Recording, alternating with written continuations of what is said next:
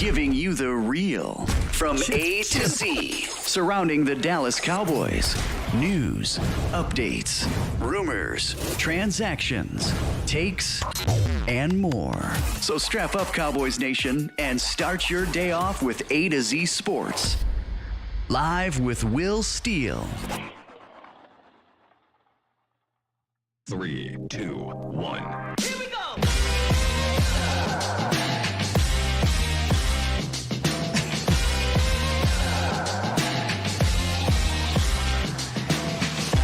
Good morning, good people. Welcome to A to Z Sports Live, presented by the Cocker Firm and Boston Scientific. Streaming live on YouTube and Facebook. And of course, I am your host, Will Skywalker Steele. Boom!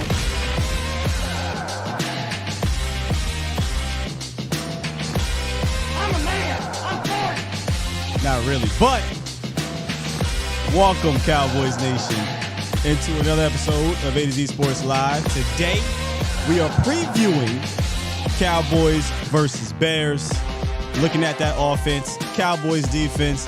Dallas got active yesterday. Big boys being brought in to this here team to help out this run defense. We're going to talk about that. I got a guest coming up later who covers both of these teams, so we'll dive into what this means for this position group, what this means for this run defense, and moving forward. And also in the roundup, there are more than just one move that has been made for the Cowboys defense. There have been multiple. There's been 3, actually. So we'll talk about all 3 of those, man. And, we'll get into all that. But shout out to y'all, Bomb Squad. Listen.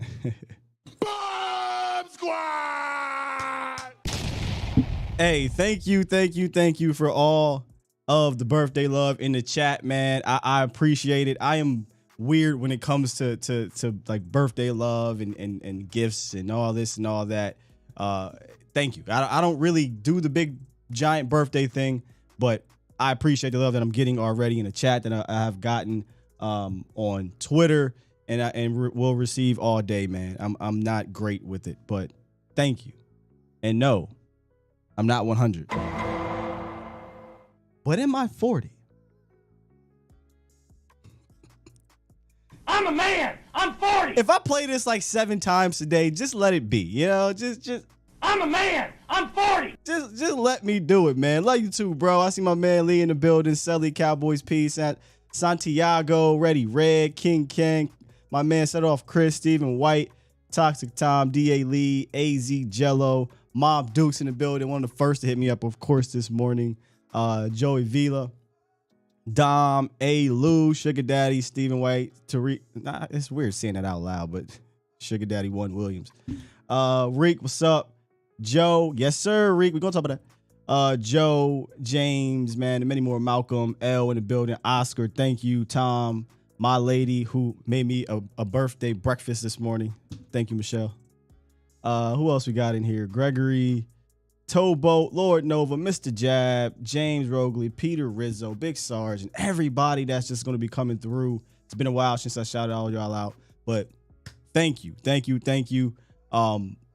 Let's make it a good one. Let's make today a good one. It's jam-packed. We got a lot to get to. There's a lot of Cowboys news that came through the wire yesterday. Not just a big trade, but we'll talk about that big trade. I'm excited, man. I'm excited to talk about all the moves being made. And they're all on defense. They're not any of these big names. Although, let me say this right quick. I don't think Dallas is done. You know, you listening to the tea leaves going on out there, or not even listening to, you reading them, I'm sorry. You're hearing a few things. I'm getting some birds telling me certain things. I don't think they're done. It may surprise us. We'll see what happens, though. But if you want to call into the show, 351-999-37 is the 3787 is the call-in line. Let's get to this roundup. Let's talk about it a little bit, and hopefully I get my guy on the horn here at the top of this hour, and we can talk more about this trade. All right, let's do it, y'all. It's time! It's time! It's time! It's time! Time. It's time. Time? It is time for It's time for the morning roundup. Round 'em up, boys.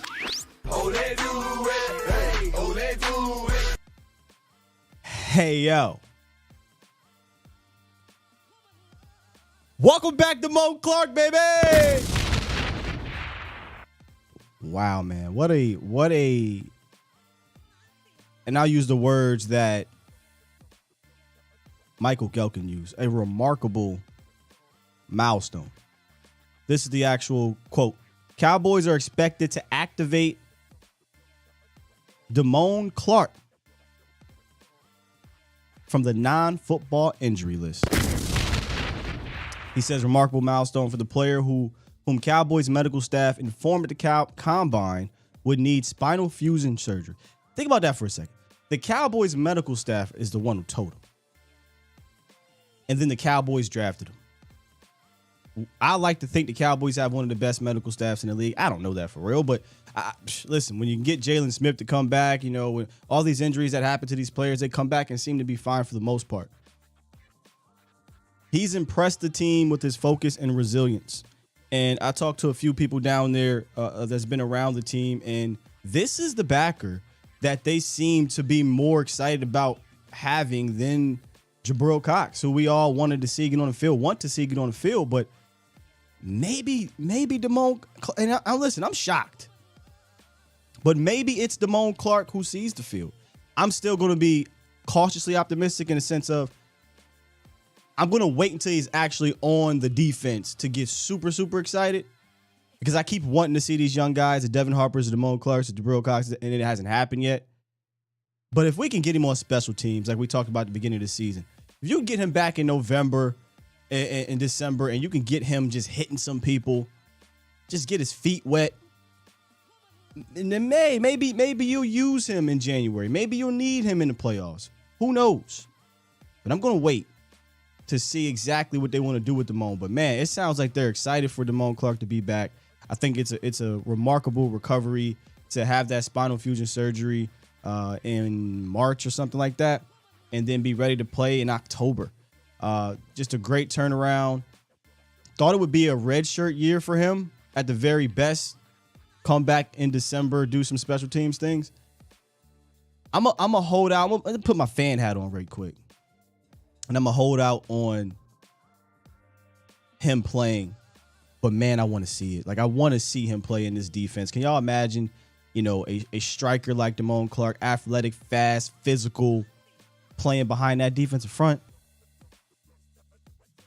Come on, man. Come on. I'm rooting for him, man. I am. Also, Dallas signed a cornerback with the Jordan Lewis situation. Cornerback Kendall Sheffield. Not a big name, not a name a lot of people would know unless you're probably a Falcons fan. But Kendall Sheffield was drafted by Dan Quinn. Listen, if Dan Quinn wants you, who am I to argue? Now, do I see this guy, you know, contributing on game day? Probably not just yet, especially when you hear Dan Quinn talking up a Deron not so bland. And then you got Kelvin Joseph. The one guy I was kind of hitting at that may be looking over his shoulder on Vacha's show was Nashawn Wright. What's up with that?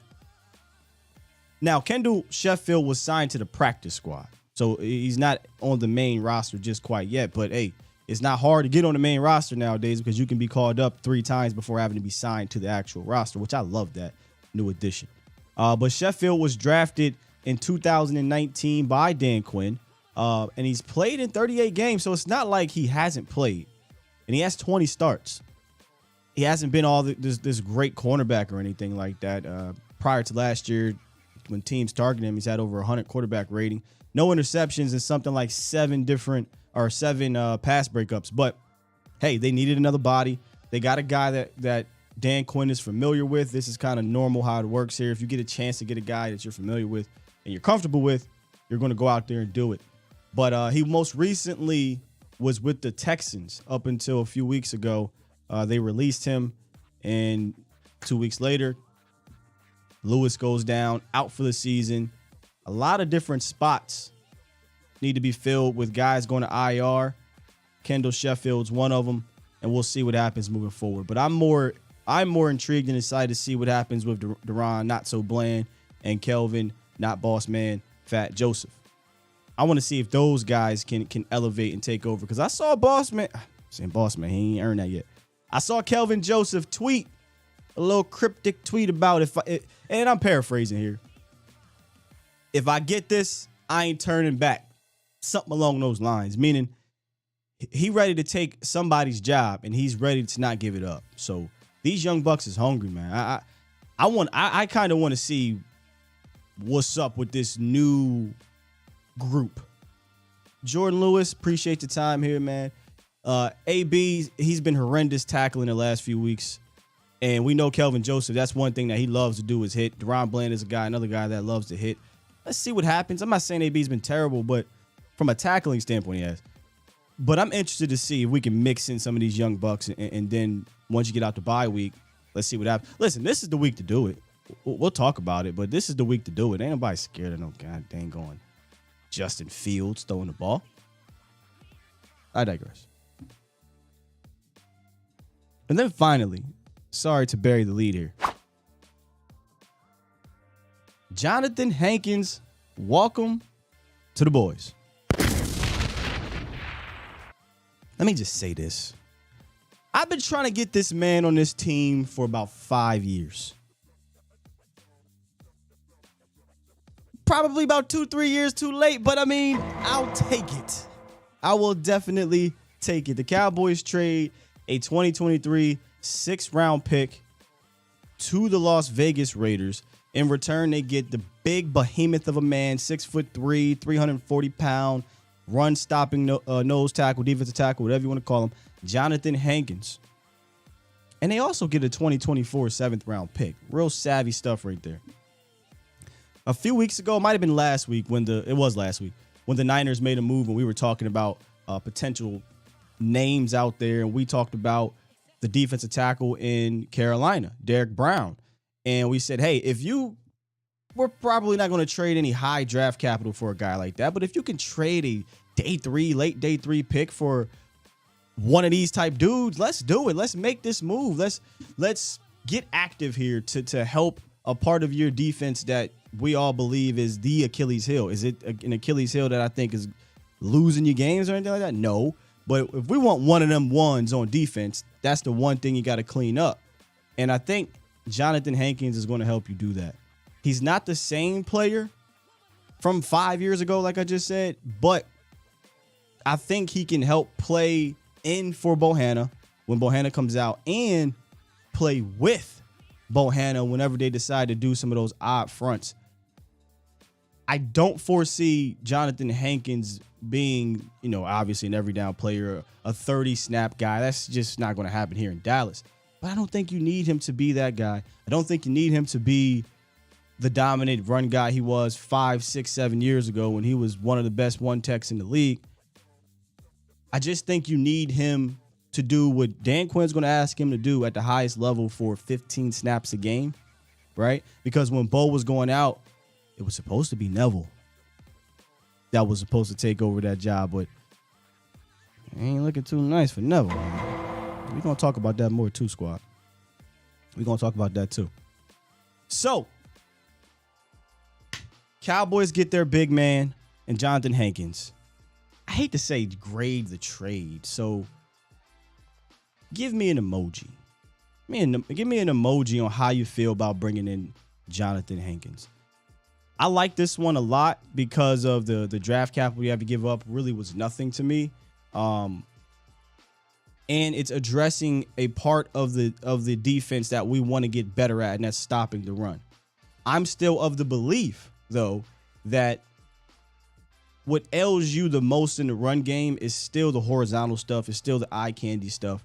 But still getting active to try to get bigger and stouter and stronger in the middle is never a bad thing at all. We talk about freeing up linebackers. These linebackers, sometimes they free. But Hankins can help you do that. He can maybe take some pressure off of Osa having to play at that zero tech, or Los, who I saw somebody say Los is on the way out. I don't know, man. I don't think so. I listened to Dan Quinn's press conference, and he brings up Los. You know, Carlos Watkins is liked on this team by the coaching staff, by the players. I don't think it's Los. And here's another reason why I don't think it's Los. I could be wrong, but there's another reason why I don't think it's Los. Last week, now there's some conspiracy around. Was it a healthy scratch? Was it not a healthy scratch? It had to be a healthy scratch because he wasn't on the injury report, or Dallas could be subjective to a penalty. It was a healthy scratch for Neville Gallimore. And it came out that they were deciding on whether to bring up sit down Neville Gallimore or sit down Tristan Hill, and they decided to sit down Neville. It wasn't Carlos Watkins they were talking about, so it's some interesting things going on with that defensive tackle room, and I got the perfect guy to talk about it, man. The perfect guy to talk about this trade, to talk about what it means for this team, and it's none other than Marcus Mosher of Locked On Cowboys and an editor for Raiders Wire. How's it going, my guy? It's going well. This is just a perfect trade with my worlds colliding. So I'm excited to talk about our new defensive tackle. This is fun. Hey man, you double dip, man. That ain't fair. You got great content for both of the Cowboys and the Raiders, man. But how you feeling in general about Jonathan Hankins' trade from a Raider standpoint? Before I get to the Cowboys, because you do cover the Raiders, what does this mean for them? Yeah, so the Raiders have some young defensive tackles that they wanted to play. They drafted Neil Farrell from LSU, who's like 360 pounds. They drafted Matthew Butler in the fifth round this year. They signed Bilal Nichols. They have Andrew Billings.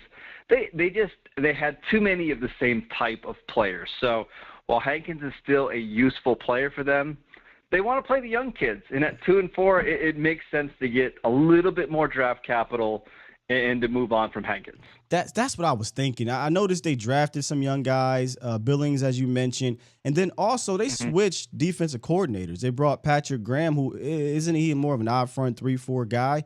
So is this, Marcus, is this more of a, he just didn't fit our new direction here, or were they not pleased with his play overall?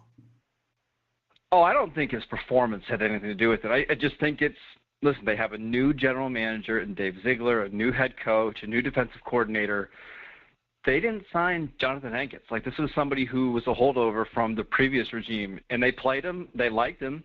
It's just they've got 2 other rookies on, rookie contracts that they invested in. They want to see those guys play, and I don't blame them at all. I think it makes a lot of sense because I think those guys have obviously a little bit higher ceiling. They're going to be there longer. So I think this is a trade that does make sense for both parties. All right. So I want to know now about the Cowboys fit. Is this trade of Hankins? Listen, Dan Quinn, he loves to bring in these big guys. Okay. He drafted Bohanna, he drafted Ridgeway. Now he brings in a Jonathan Hankins. And that definitely puts a logjam into this position group. And before I talk about how we want to use him, what's kind of your initial reaction on what they do here? Because Bohanna, Osa, Hill, Watkins, Hankins, Neville, like, they can't play all these guys. Do you think somebody gets moved out? So first of all, it's just an organizational shift from what we've seen for how they value defensive tackles, right? Yeah. Like Rod Marinelli, if he was still here being the defensive coordinator, there is no way in the world that the Cowboys are making this trade, right? Absolutely he just not. doesn't care about a 340-pound defensive tackle. He's not going to have multiple of those guys on the team. I do think somebody is going to eventually get moved, whether it's maybe a Neville Gallimore trade, maybe it's somebody, kind of tweaks their ankle in practice this week and goes on the injured reserve list for a few weeks. There's just no way they're going to be able to keep this many defensive tackles on the active roster for the rest of the season. Yeah, that's how I'm feeling, and I'm guessing right now, just reading between the lines here. I have a feeling it's a Neville Gallimore situation because they decided to sit him down last week. There's this was he hurt, was he not hurt thing in the media. He lost his job to Quentin Bohanna. And, he hasn't been all that impressive. Carlos Watkins has actually been better against the run than him. So I got a feeling it's Neville. If you had to guess, who do you think it'd be? Yeah, probably Gallimore. Because the Cowboys just signed Watkins to the active roster, I believe he's got to be on there for at least a few weeks. So it's not going to be him. It does seem like Gallimore is the one guy that the Cowboys could potentially flip for, something similar to what they did with Jonathan Hankins, where, hey, they get a 6th-round pick and, the other team gives up a 7, or Dallas gives up a 7, or whatever. I could see something like that happening, but he is the one player that I think his spot on the roster is a little bit in flux right now. Yeah. Let's go back real quick. You mentioned, if Rob Marinelli wasn't here, or was here, there's no way this would happen, and that's true. No way. He just never really had one of those type of guys, and the closest guy to that was Antoine Woods, and he was about 5'10". He was literally a log jam. But yeah, now we're emphasizing this, and I love it, man. I absolutely love this. We emphasize safeties and we emphasize the big fellas, and that's something that we hadn't done over the years. But how do you think Dan Quinn will utilize our big guy here, who you said is still got some juice? Yeah, first and foremost, I kind of get the feeling that he's probably not going to play this week, even though the Cowboys could use him against the Bears. I just don't think it makes sense to rush him onto the field, and then you have your Week 9 bye, right? I think it makes sense to bring him in, give him some practice reps, let him kind of get comfortable and used to the scheme over the bye, and then we'll see him in Week 10 when the Cowboys play the Packers. But this is somebody who can play nose tackle, can play one technique. He can occupy double teams. He's not going to get moved off the ball. Now, I will say one of the weaknesses of Hankins is obviously he can't rush the passer. He has one pressure this year, but that's not why you traded for him. Right. You traded for him to stop the run and to plug up running gaps or run lanes so Leighton Vander Esch and Jalen Kearse can get in there and make tackles. He can still do that. I do think he is somebody that you need to be mindful of how many snaps you're giving him. Once he gets into the 25 to 30 snap range, his play starts to fall off. I mean, it's hard for a 350-pound guy to play more snaps than that. But, again, he's a perfect fit in the Cowboys' defense because they don't need him to play 30 snaps, right? Their defense isn't on the field that much. They need him on 1st and 2nd downs to clog up the lanes, get them to 3rd and 7, and then we'll take him off the field and put in somebody else who can rush the passer. So I do think this makes a lot of sense from how the Cowboys, one of the Cowboys' biggest weaknesses, I think they've kind of filled now with Hankins. That is something I noticed too, Marcus, when I looked at his snap count for the Raiders just this year. You've been focusing on him for a few years, but I noticed those first 2 or 3 games, he was getting up in the 30s plus snap range, and his play wasn't quite there. And then you look at the last few games where he's sub 15, and his play was much better over the last few games. And I think I'm not saying Bohanna's similar because Bo's been getting about 20, 25, but what if you take Bohanna's snaps down to that 15, 16 range, and then you get a Hankins in there for another 15, 16 plays? Now you're getting both of these big fellas at 100% every time they're in there. So I actually absolutely love the fact that you brought that up because I noticed that as well. And I would mention, I'm very curious to see what Dan Quinn does here with Bohanna and Hankins, because I wouldn't be surprised of against some teams like the Bears, not necessarily the Bears this week, but like the Bears that want to run the ball so often, if he just doesn't play them both at the same time. Yes. Right? He knows they're not going to get a pass rush from those guys, but it doesn't really matter if you have Parsons and Lawrence on the field at the same time, right? Because those guys can win off the edge. If they can kind of clog up the middle enough just to get you to second and long, 3rd and long, don't be shocked if he finds ways to get those guys on the field together at the same time. I'm with you. I think we've seen him do something similar with those odd fronts where you have Osa at the 0 and then Bohanna next to Osa, surprisingly. And then you have guys like, I think to the left, you'd have a DeMarcus Lawrence, and then standing up is Dorrance and Micah. Well, now if you got Bohanna and Hankins in the middle, like you said, you can force that to go outside, or maybe you can cause some car accidents in the backfield with Hankins and Bohanna and make guys redirect right into a Micah Parsons. Now, I don't think you'll see that against some teams that are just more pass happy, like Green Bay or Minnesota. Yeah, for the run game, for the run teams, yeah. No, right. Yeah, it's got to be for teams that just want to run the ball, like Chicago, like Detroit, stuff like that. But, yeah, I think this is going to be great for Oso. I think he's probably the biggest winner on the defense. he doesn't have to play the nose tackle anymore. You can kind of let him be the 4-eye or a 5 technique in some of those 3-4 looks. I think this is going to greatly improve his play, and I think that's going to make the entire defense better. Hey, before I let you go, Marcus, the trade deadline is not over yet. We got about till next week, somewhere around there, till it is. Do you think, are you hearing anything? Do you feel in your gut that the Cowboys might not be done at a certain position? I would be shocked at this point if they made another trade. Now, we'll see what happens on Sunday. If they get an injury somewhere and they have to make a move, I think that's different. But I think as we stand right now on Wednesday, I would be pretty surprised if they made another trade. If there was a position you want to see them trade, let me put you on the spot here. What position would you want that to be? I'd like to see a little bit more speed at receiver. Yeah. That's the one spot where they're just pretty slow at between. I mean, CeeDee Lamb's not a slow player, but he's not necessarily a burner either.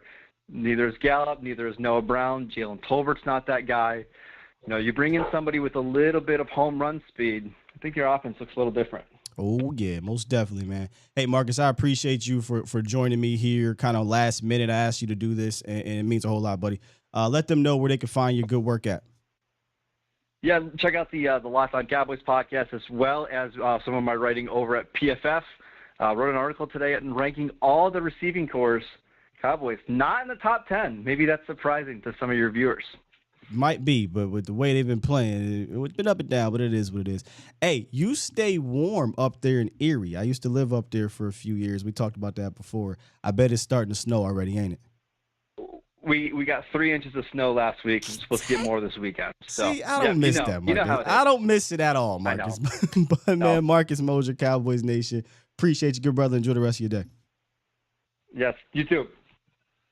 Man, good stuff there from Marcus, y'all. Make sure y'all check him out on Twitter at Marcus Mosher. I thought he'd be the perfect guy to bring in here because he covers the Cowboys on Locked On, and he writes and edits as the editor, for the Raiders Wire over there for Las Vegas. No drop off from Hankins. Again, I only watched a few games very quickly, obviously, right? I didn't really get the chance to go super in. That's why I wanted to get Marcus here because he's been watching them for a few years. It has nothing to do because a lot of people say, well, why did they give up XYZ? Well, they got young guys they like. They want to see different offense or different defensive coordinator, different direction. I think he's going to help. Appreciate you, Special K. Thanks, man. Appreciate that a whole lot. Hope y'all enjoyed that. Super chat is down. I'm gonna put in a different way for y'all to support this morning if you guys would like to. Give me 1 second. Let's hit the phone lines right quick first. Let's do that real quick. The phone lines, Pulse of Nation phone lines, presented by the Cochran Firm. Guys, I keep telling y'all because these guys are the truth. If you are in need of anything, any legal help, any legal advice, get in any car accidents. There was a big windstorm the other day. If you need to call somebody, call the Cochran Firm. My guys Larry and Brian down there have been serving the DFW area since 2005. And what's great about them is that if there is no win, right?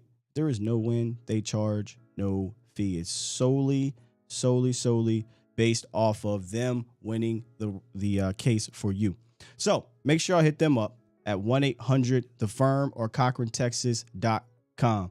Let's get 920 in the building. What's up, 920?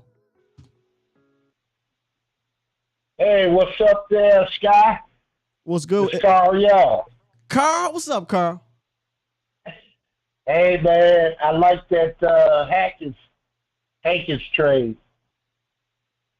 I like that trade, man. That looked like that's I was hoping that they 3-4 years ago that they could trade for him, but I guess he was too expensive. For Hankins?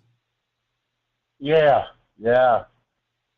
That's a awesome trade. You think he still got a little in the tank?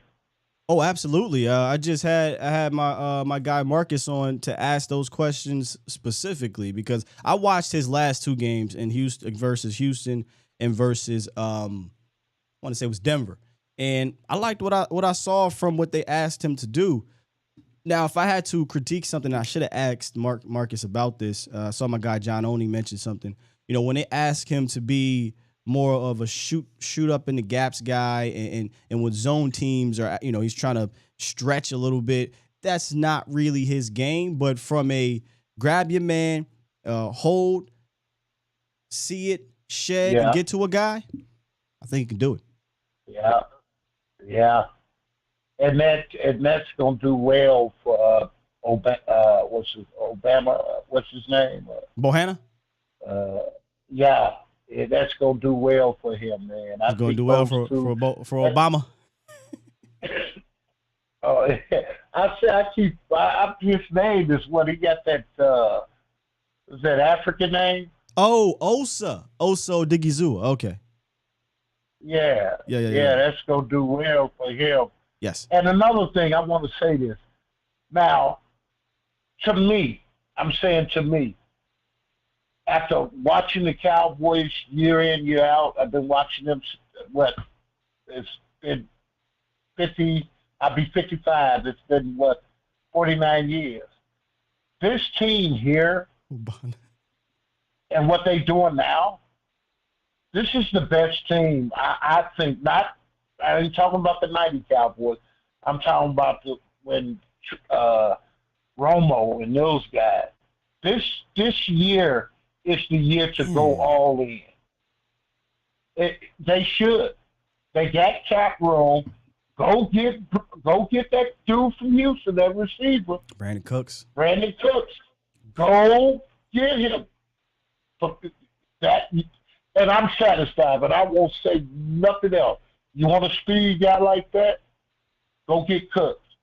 Jerry them should be doing this is right now. Let's get that stretch run, man. If you can get Cooks in the mix, it's gonna open a lot of things for those other receivers, man. He's one of two names. Yeah, he's one of two names I would be, man, I'd be so excited to get on this Cowboys team. So what is he? I know he got, 2 or 3 more years? I don't know the pay. I know it's up there. He's getting paid. Yeah, he's getting paid a nice little penny. It's not what Coop was getting paid. It's not in that realm of situation. But see, that's what I mean. Don't quit worried about the cap right now. You all said you can make this team can make room for they've been doing it for years.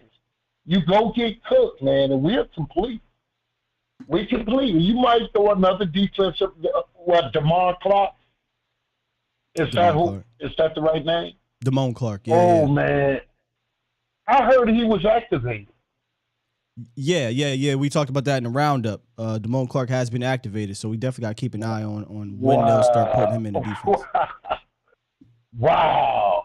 All right, man. I'm Drew. I am high with this move, and hopefully Monday, what's the first? Yeah, Tuesday, that those guys can do something. Yeah, that's me, Special K. And we can get them. All right. Appreciate that. Thanks, Go Carl. Cowboys. We got to go get those Bears, man. Appreciate you, man. Yeah. Yeah, the Special K said is it WMS? Yeah, that's my initials. So that is correct for the Cash App and the PayPal for those who want to support today. So that's one of the names. Like if Brandon Cooks got put on this team, and I understand there's draft capital, there's obviously the money attached to it. I don't think that would be the guy that they get because of the money situation and whatnot. But would I sit here and whine about it? Absolutely not. Y'all know me. I can care less about cap next year. I'm trying to win a Super Bowl right now because I say it all the time to y'all. Who the hell cares about cap if you win the Super Bowl? And honestly, I don't even think for Cowboy fans you even need to win one. I think if you get there, if you show that you got there, hell, we might even be okay. There might be a part of this fan base that'd be fine if you get to the NFC Championship game and you almost get there type of situation. I want to win it, but I feel like if you get there, you'll take that and you'll worry about the cap 2 years later down the road. But he's not the number one guy. He's one of the two dudes. The other dude that I reached out about was Jerry Jeudy. I would love Jerry Jeudy. I mean, Jerry Jeudy is a fantastic route runner. He's an explosive guy. He's got some size to him. I think he'd be such a missing piece to complete this wide receiver room. Do I expect that to happen? It's just like everything. I don't expect anything to happen on those type of fronts, but I would welcome Jerry Jeudy on this team. So I did reach out to one of the NFL insiders, and he already had posted about it, where teams have actually been calling about Jerry Jeudy, and the price tag has been a little bit higher than teams would like. The other name that's been coming up was KJ Hamler, and that was Jordan Schultz who tweeted that. But also had a little bird hit me up. Tell me the Cowboys were interested.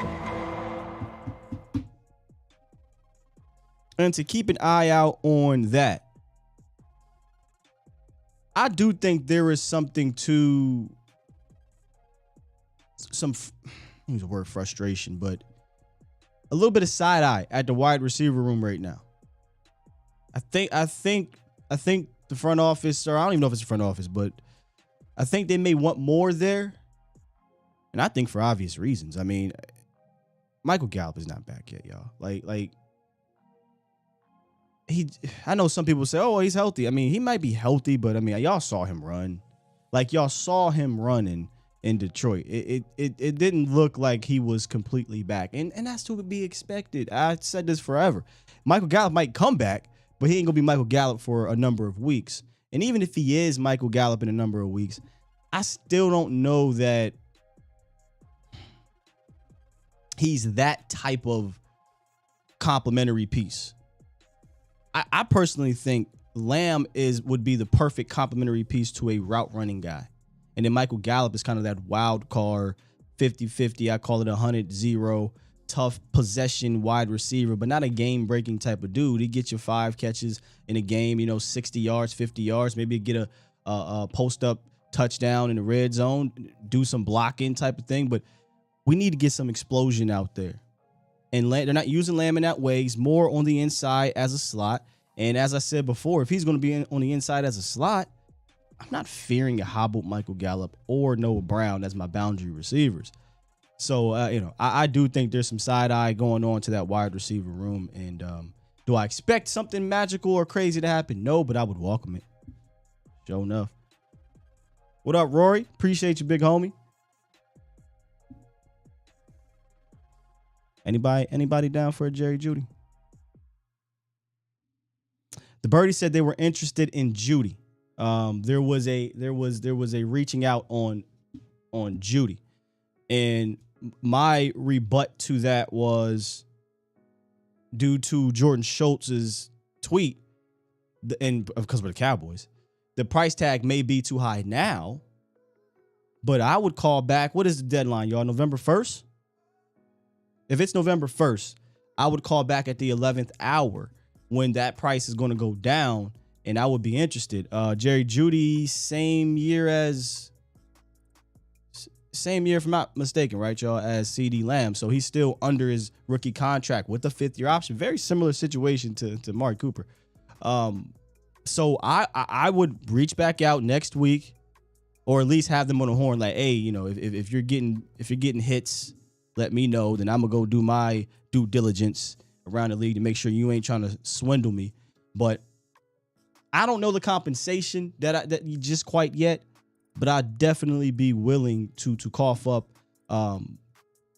something a little bit higher than what people might be comfortable with. Maybe not a first round pick, but to get Jerry Jeudy on this team, I think he's a fantastic route runner. I think he'd help CeeDee Lamb. He'd help this offense.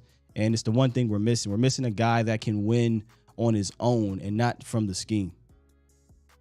I agree with that, though, too, Terrence. And unfortunately, I don't think that's going to – shouldn't say it's not going to happen. James Washington will be here. Maybe they go out and get that veteran. But he said that, I want a veteran in this room. I would welcome a veteran in this room as well. But what Odell Beckham is out? What veteran? What veteran names? Brandon Cooks. That's the other guy. Okay, let me revert that back. Brandon Cooks would be the veteran then. Yeah, but Jerry Jeudy younger, cheaper. I love Jerry Jeudy. You think Steven is willing to do that, says Nashawn? I think Jerry is. I think Steven would be if he gets talked into it, but it can't be for a lot, right? We did it with Amari Cooper, but it was just one pick. Now, that was a lot, but it was one pick, and I think that paid off. So November 1st is deadline. So, yeah, I think he'd be with it. It just, like everything, depends on the price tag. King Ken, what will the draft pick comp be for him? I'm sure they're asking for either a day one pick, first rounder, or some day twos, multiples, but I'd be willing to give up a second round pick for him. I'm just saying. I'd be okay with that. CG would rather reach out for Roquan. I mean, I'd love Roquan Smith as well. Would not argue with that at all. But I do disagree with that. I like the offense exactly how it is. This offense exactly how it is right now is ugly. I don't think it's an offense that you can win a Super Bowl with right now. I'm not asking for the offense to be explosive, to be what it was last year, but an offense that's bottom of the league in third down percentage. You're not scoring a lot of points. Now, again, it's early. It's only week 7, and Dak has just gotten back. But holla at me in 3 or 4 weeks when we got 5 games of Dak, and if the offense is still bottom of the league in third downs, having trouble scoring, yeah, no, this ain't the offense I'm comfortable with. I think we need to get somebody else in this room that can help spark this offense to make defenses, have to worry about something else right now. Because right now, they're not worried about the wide receivers. Not one single one of them. You know what I mean?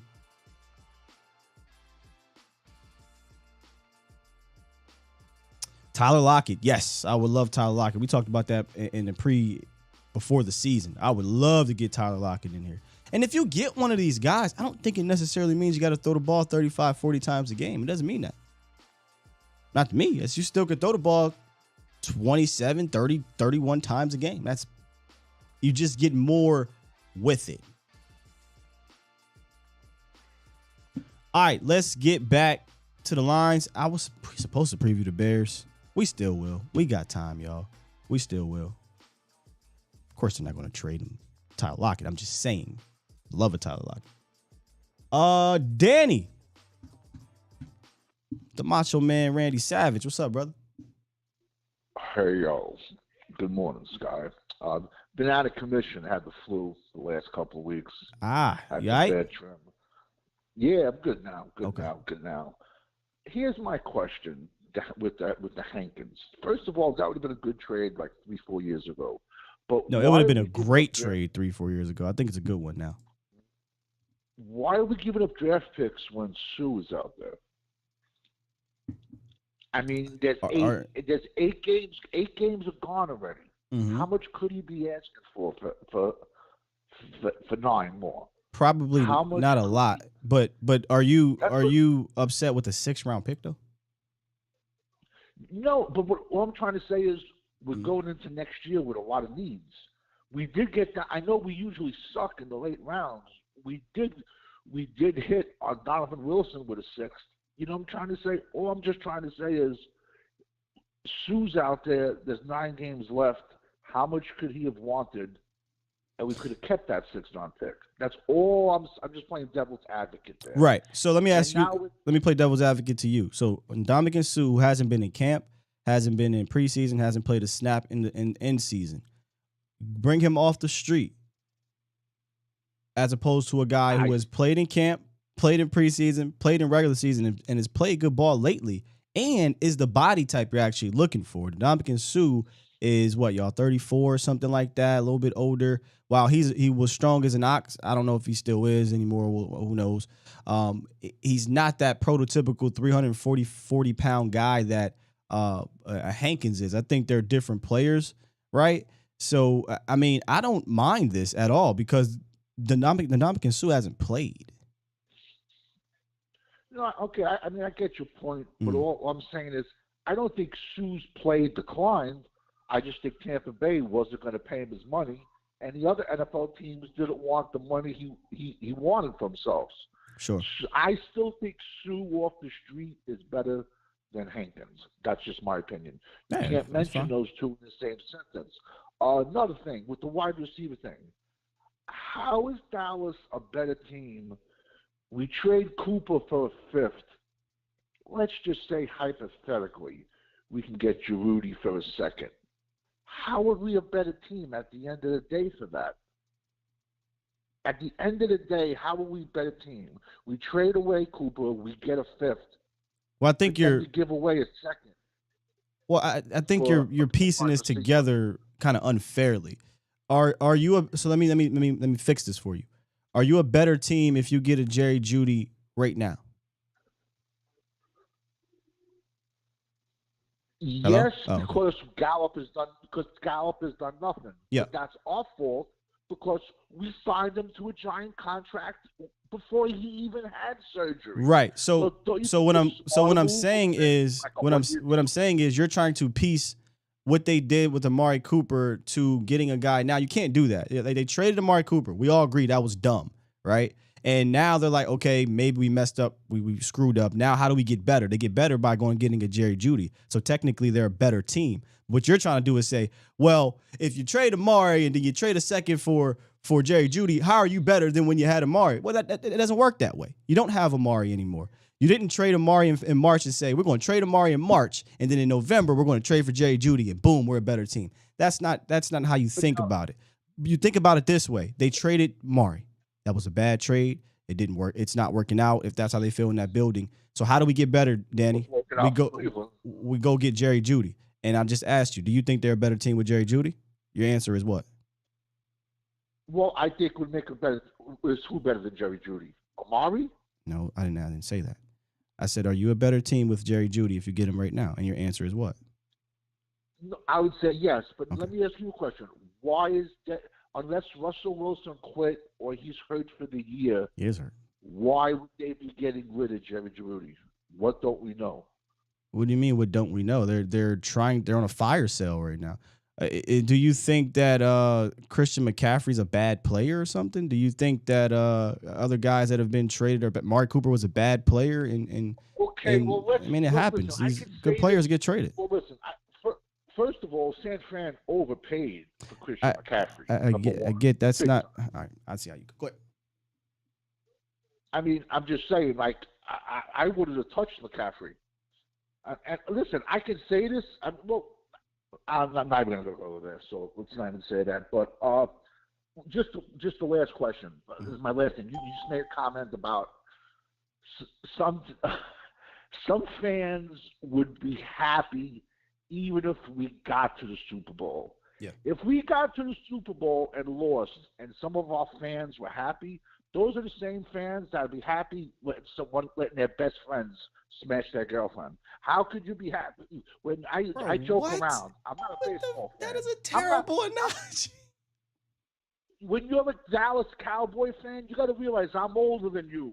I'm older than like all these Ain't old got shit heads. to do with what you just win said. The Super Bowl. You win the Super Bowl, or your season was a failure. Yeah, There's that's true. no moral victories. There's no moral victories in football. When you're playing your team, when you have a salary cap of $200 million and you're paying these men and they lose, there's no where are we moral going with this? victories. Indeed, brother. Appreciate the call, good Danny. You got it. Thanks, Great man. call. What? My guy. I see why he don't call in no more. I mean, the dude just be all over the place. Bro, what are we doing, man? That analogy makes absolutely no sense. None. I was going to try to rebut, but every time I hit him with a rebuttal, he goes to like left field with something completely different than what I'm rebutting about. But I'll say this. Yes, we shouldn't be happy to lose a Super Bowl, right? You never want to be happy to lose a Super Bowl.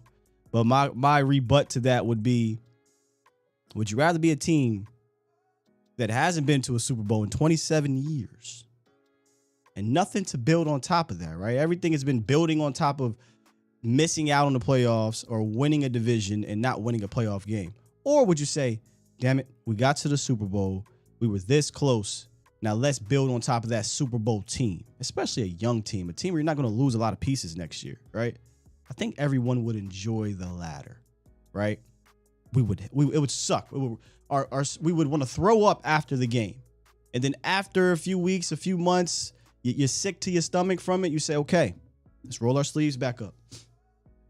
We know what we got to do to get there. We got the young pieces to do it. You're not losing many players. Let's add to it and try to get back to that thing. So, yeah, I would much. You don't build on lose. Penny, what? That literally makes no sense. I'm not letting him do this. Let's get to another caller here, man. Let's get to Coach Marv. Coach Marv, what's up, man?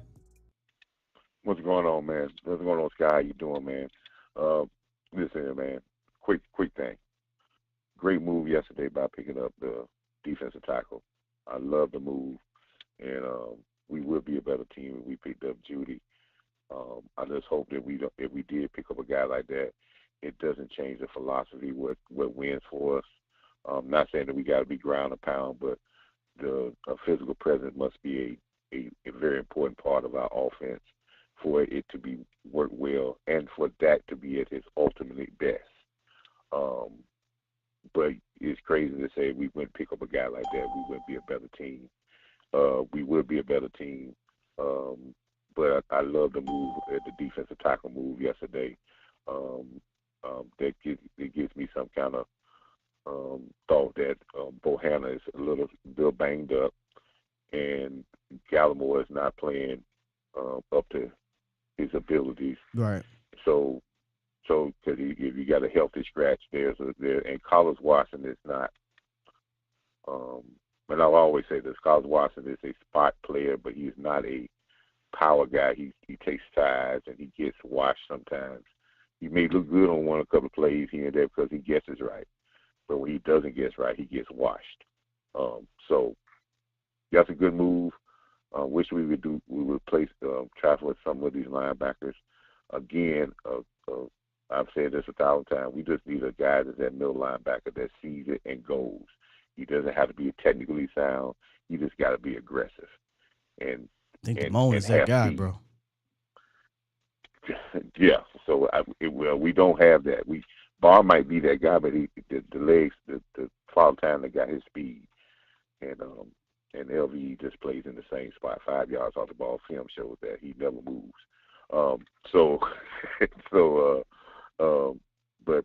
the real reason I call Sky is happy birthday, brother, and thank you for doing your work today and bringing it the content to the nation, man, and really want to call in and say happy birthday, man, and enjoy your day, brother. Thank you, Coach. I appreciate that, man.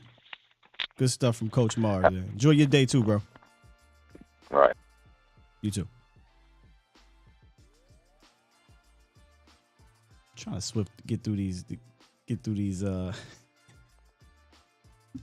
worst analogy. That's a crazy analogy, man. Let's get. I think Reek been on hold, and then we got to break down these Bears real quick, and then we'll go ahead and finish off with the phones. Reek, what's up, man? Hey, what's going on, Sky? What's going on, Sky? What's going on, Cowboy Nation? Stand up. Yeah, man. That was a real good signing, if you ask me, personally. Yeah. I think that's going to help out with the middle. That's going to help out with the running attack to stop these people from running down our throats like that for them big chunks of yards. I think that's a plus. We needed a big ugly in the middle to help out Bohanna and probably help him out far as, getting him in better position to make better plays. You know what I'm saying? Yeah. More efficient plays than what he's making. Far as I'm happy. The activation of Damone Clark, I'm happy about that, man. You know what I'm saying? I'm drinking the Kool-Aid, bro.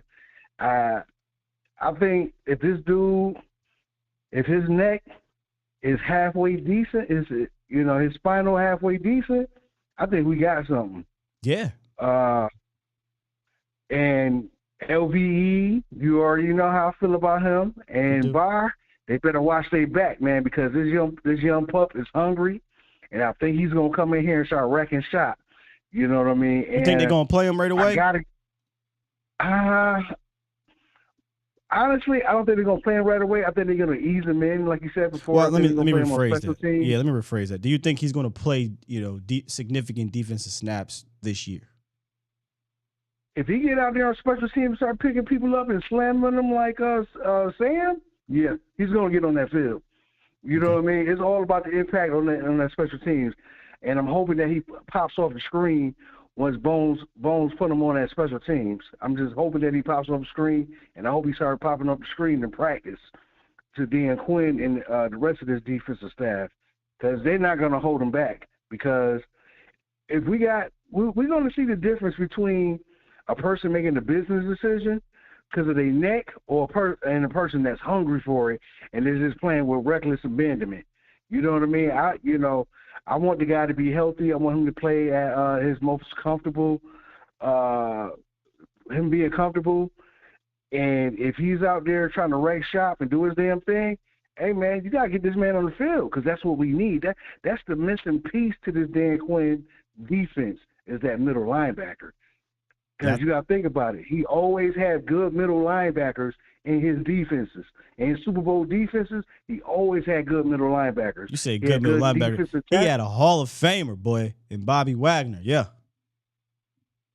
But you can't forget about Jones either in Atlanta. I thought you meant the Super Bowl. Yeah, true. I thought you meant like the Super Bowl winning defense. But yeah. Deion Jones, yeah. Yeah, hey, I look at it like this. They both made it to the Super Bowl. Both linebackers made it to the Super Bowl. Yeah, they Super Bowl game, Super Bowl games. Yeah, yep. Yeah, you know what I mean. But if Clark can turn into a damn Bobby Wagner or even the Jones, all we really need is an impact middle linebacker that can go back there and stick his nose in when these teams try to run on us and just bring that nastiness that we need. 100. And I think we be complete, man, because we got a lot of young dogs. And I'm going to be honest with you. I hate it. I ain't going to say I hate it. I'm coming to grips with giving the Joneses their credit and to seeing their vision, what they've been building, what they've been cooking in the kitchen. As far as his defense, you know what I mean? It's like we're going to draft these young guys, we're going to let the coach them up, and we're going to bring in. Now, I think they see the vision that we might have to go all in. I'm ready to go all in. Like you guys are talking about as far as this offense and wide receivers and stuff, I'm ready to go in. For some reason, I got a different feeling about this team, man. It's like if we got a defense and Dak can play efficient football and score when we need to score, man, who's going to beat us? Nobody's going to beat us. That's the recipe. And we got a good special teams, man. So I'm happy. Hey, man, the sky is the limit for this team. And happy birthday, my brother. Enjoy it. I'm going to holler at y'all later, Cowboy Nation. Peace. All right, man. Appreciate you, Reek. Y'all be in the chat cutting the hell up, man. All right. We about 9:30. Let's go ahead and preview this Bears offense. At first, I wasn't really going to go super, super hard on the Bears offense. And they won, and everybody started pumping them up. And I'm like, oh, all right. Now, let's go ahead and do this thing. I mean, we were going to preview them anyway. But I wanted to look at two different games my dang on self. I looked at the New York Giants game and obviously the Patriots game we came off of. But I tweeted this out yesterday. If there was ever a game where you want to make a team throw the ball, it is damn sure this game. First in rush yards per game with 181 yards. This is crazy. They run for more yards than they throw for. 181 rush yards per game. First. 32nd in pass yards per game. It's impossible to start talking about this Bears offense without bringing up run, more run, scramble, run. They're just going to run the ball. It is what it is.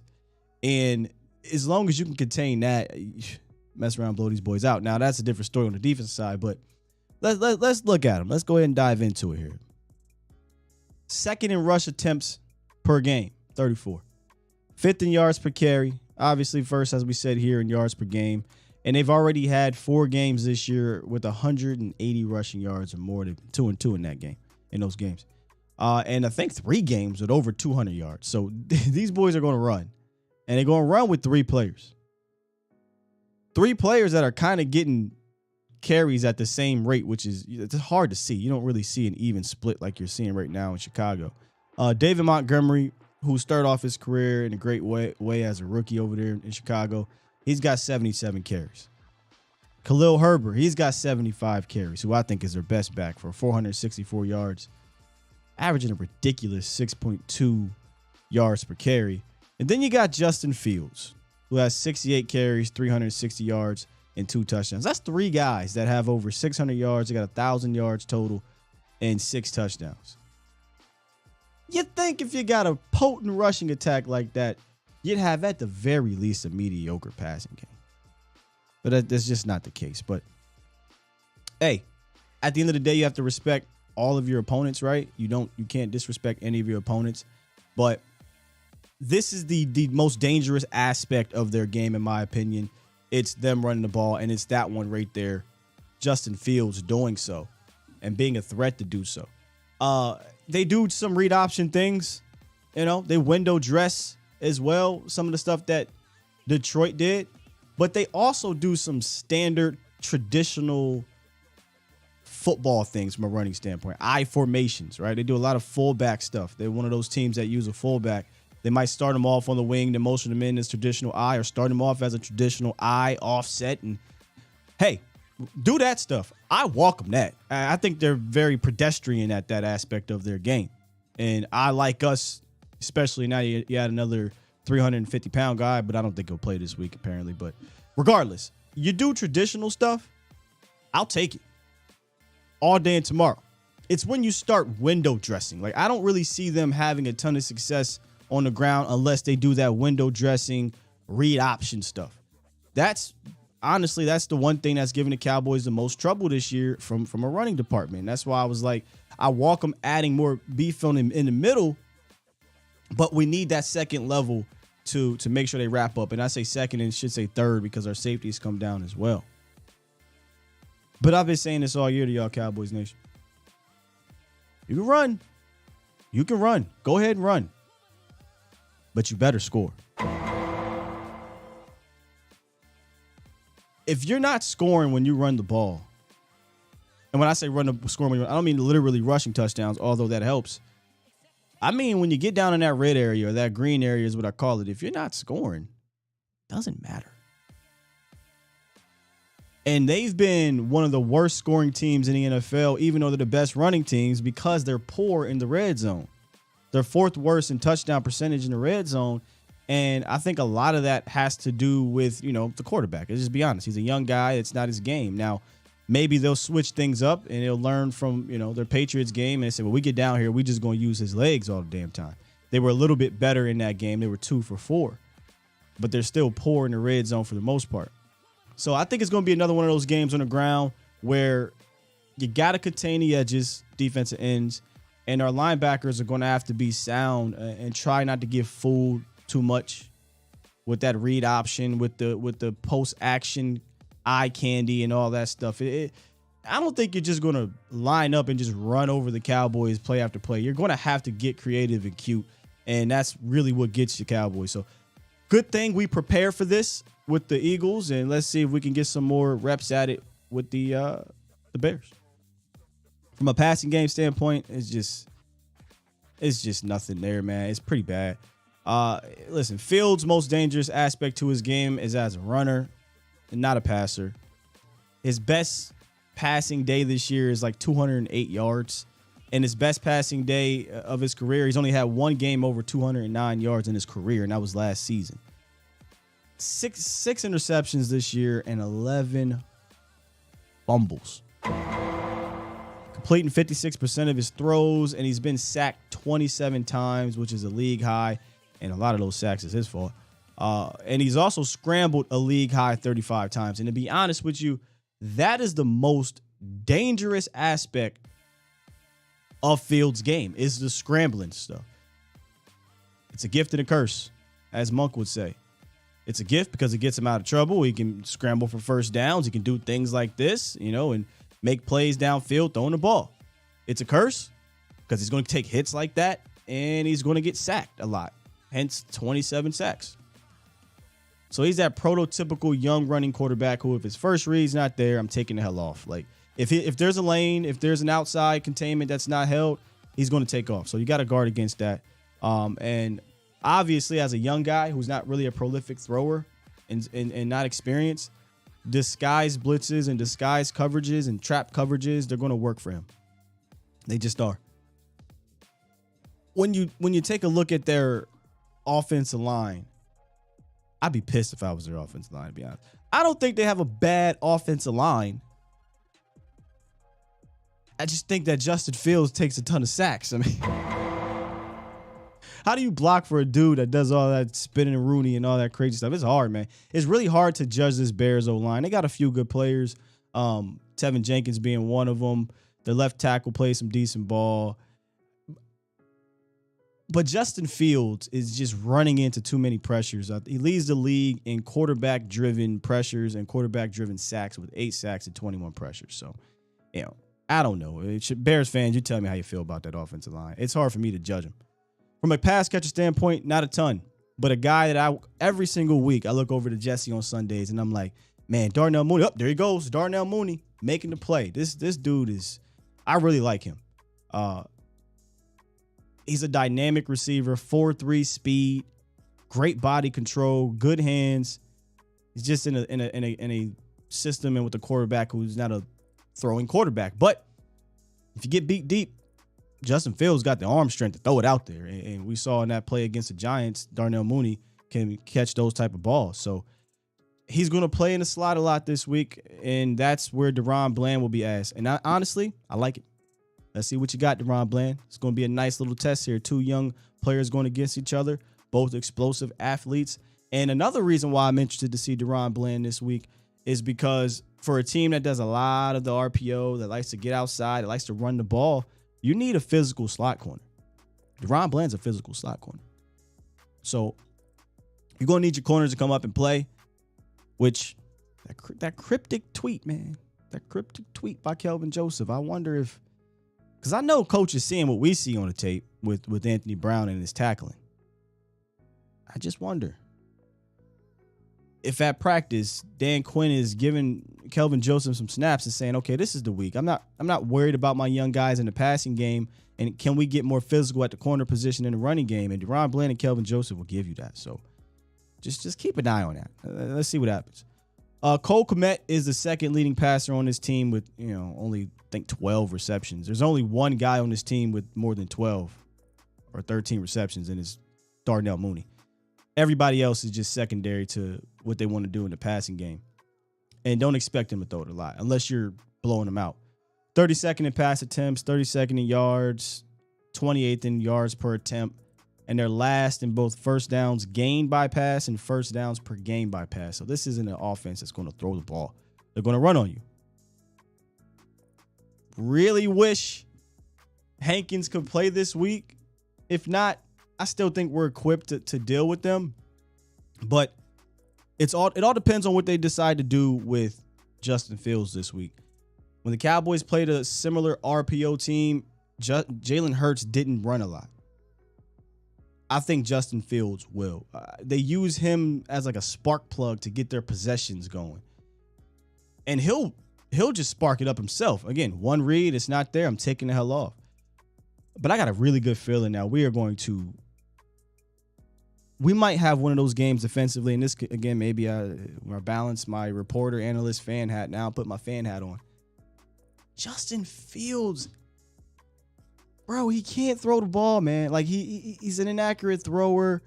I just feel like Dan Quinn is too good of a defensive coordinator. And I know, well, Sky, go look at what he did to the Patriots. You're right. The Patriots ain't the Cowboys, though. They don't got a Micah Parsons, respectfully, Matt Judon. They don't got a DeMarcus Lawrence. They don't got this secondary. They don't got these safeties. And respectfully to you, Bill Belichick, they don't got a Dan Quinn. A little arrogant, maybe. But this defense allows me to be that way. We just played a team. Number 2 rated rushing team in Detroit. My opinion, much better offensive line, much better quarterback, much better scheme. 6 points.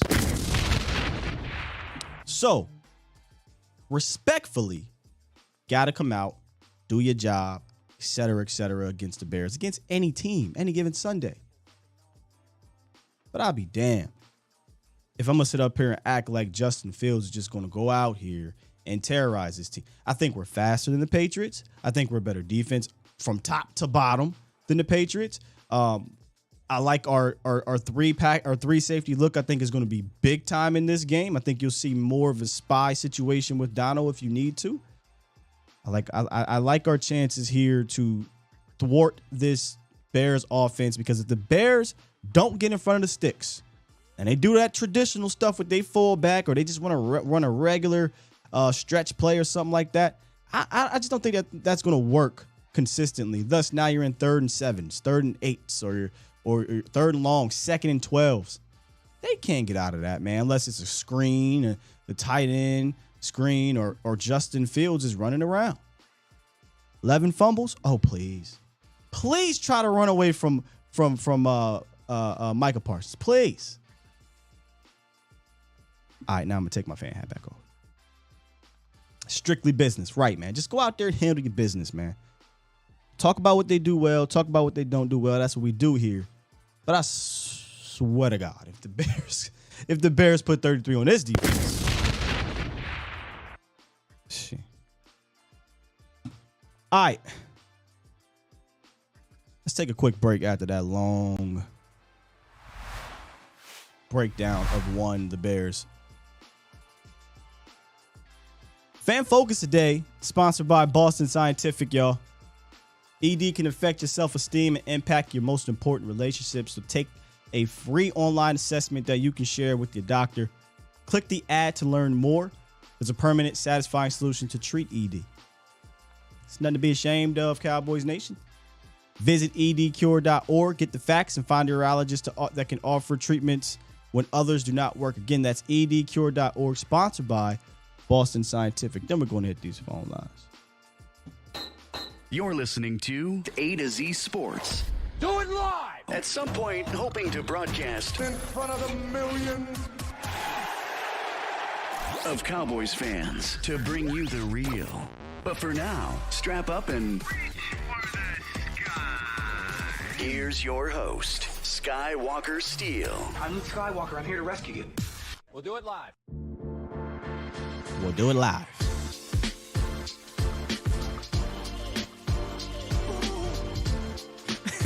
I was waiting to see what y'all was going to say about the picture of my birthday. Trey says, oh, no, Trey, I ain't reading that one. Now you tripping, but the other one, Sky's birthday picture of Sky and Michelle. You know, Trey, you just had to go with it. What we doing?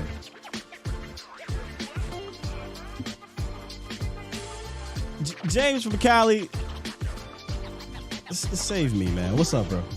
What's going on, man? What's up with you? Hey, first I want to say happy birthday there, young fella. Thank you, man. Thank you.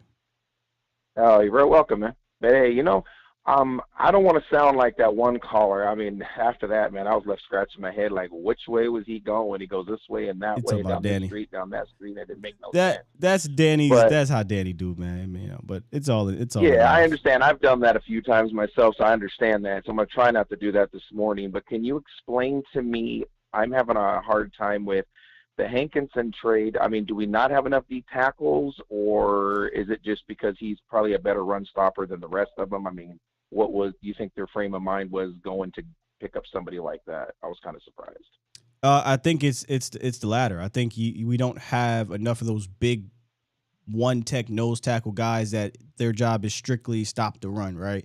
Take up two blockers, but not just take up the two blockers, take on the two blockers. You know what I mean? Because taking up two blockers, you can still get moved out to play. But if you're taking on these two blockers and you're maybe knifing through, or you're causing, I always say, cause car accidents at the line of scrimmage or behind the line of scrimmage.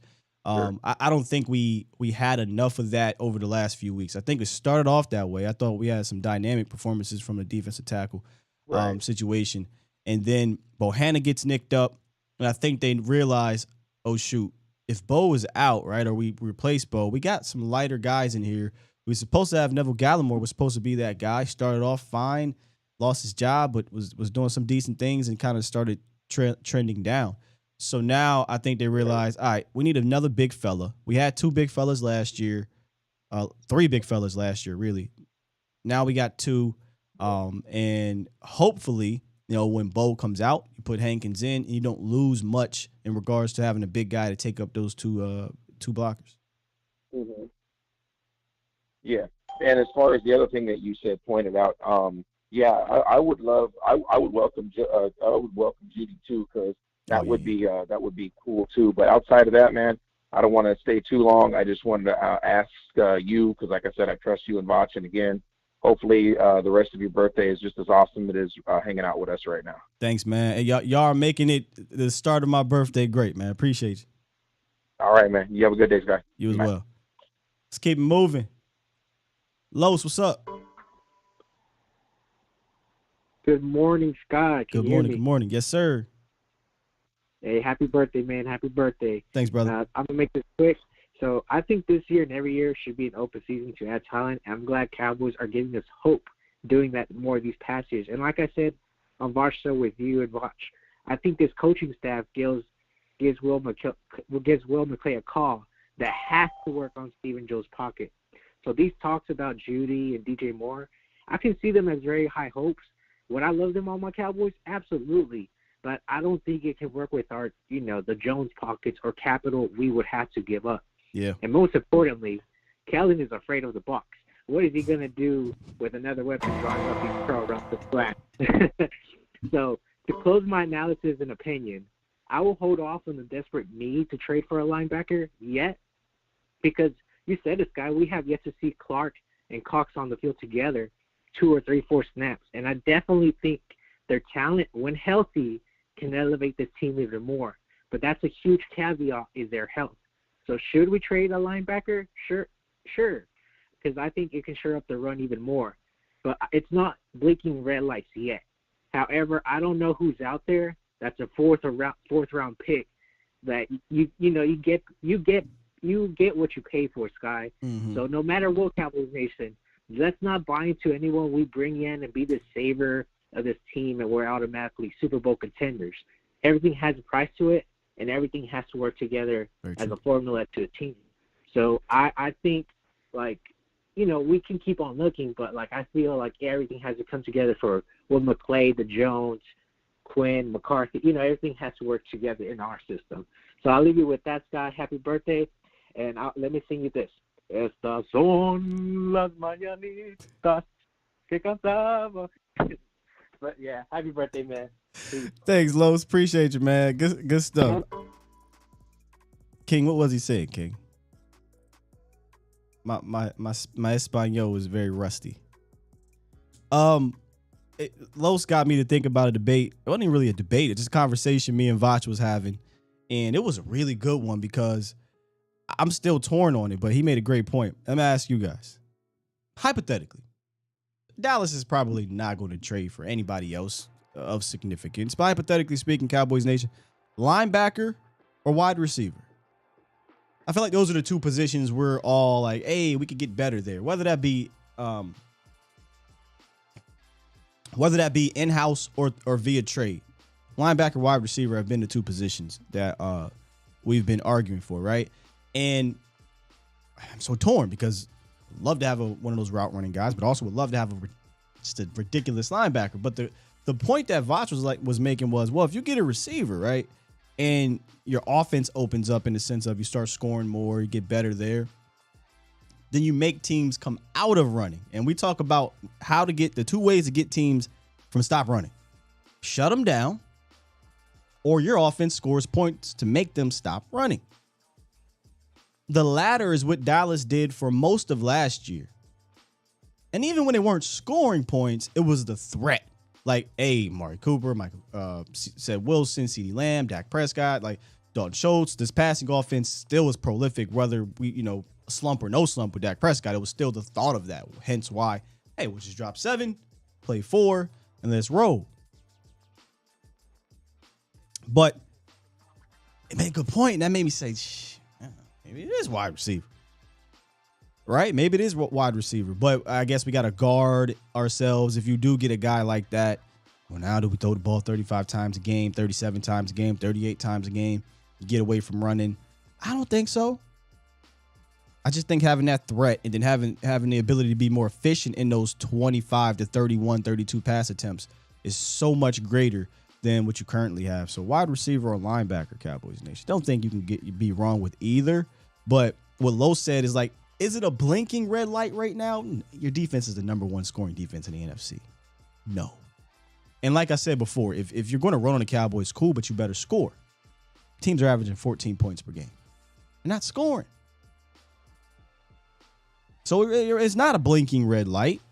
And the other point to that was, we haven't seen a Damone Clark, Jabril Cox, Devin Harper. Don't think we will, unless it's Clark maybe down the line.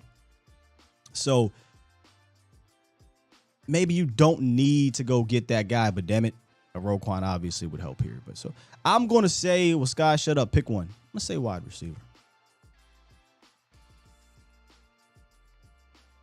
Professor O. Thanks, bro. What you think, Professor O? Wide receiver, linebacker.